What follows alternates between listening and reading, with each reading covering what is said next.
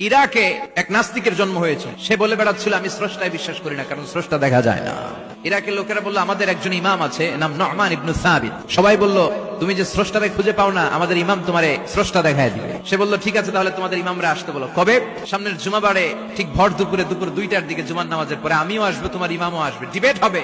দেখি আমি স্রষ্টার বিপক্ষে আর তোমাদের ইমাম স্রষ্টার পক্ষে, দেখি কে জিতে যায়। এই ডিবেট দেখার জন্য হাজার হাজার মানুষ এসেছে ইরাকের কুফা নগরীতে। ওই নাস্তিকও এসেছে যে আল্লাহকে বিশ্বাস করে না, সবাই এসেছে। আসে নাই শুধু ইমাম আবু হানিফা।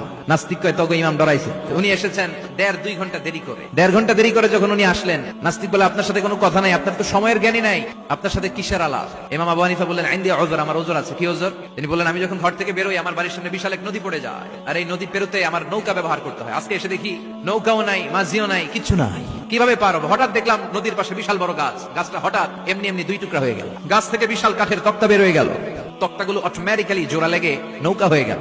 এই নৌকা মাঝি ছাড়া সা করে আমার সামনে চলে এলো।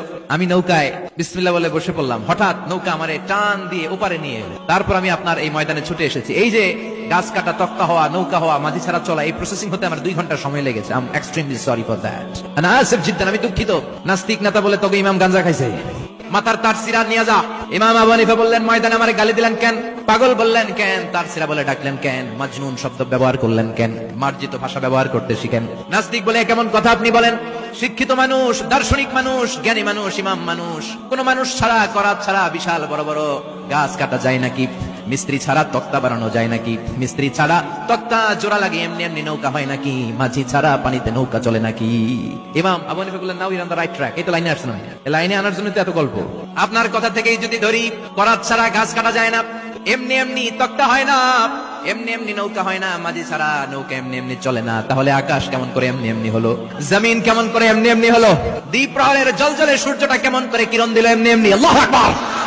কেমন করে নবমণ্ডল ভূমণ্ডল সৃষ্টি হলো? কেমন করে দিন শেষে রাত্রি আসে, রাত্রি শেষে দিন আসে? ওইটা যদি এমনি এমনি না হয়, মহাবিশ্বের এই সুন্দর বসুন্ধরার সবকিছু কেমন করে এমনি এমনি হয়? নাস্তিক কয় হায় হায়, আসলেই তো আমি একটা উল্লুক্ত পাঠা, আসলেই তো আমি হাদারাম, এইভাবে তো ভেবে দেখি নাই। আসলে তো এগুলো এমনি এমনি হয় না। Someone is controlling everything in the world. একজন মহা শক্তিধর মহা এমডি আছে, এমডি ম্যানেজিং ডাইরেক্টর, মহা ব্যবস্থাপক। সব ব্যবস্থাপকদের বড় ব্যবস্থাপক। চিৎকার করে বলেন তিনি কে? বিশাল এক ব্যবস্থাপক আছে, তিনি সব কন্ট্রোল করছেন।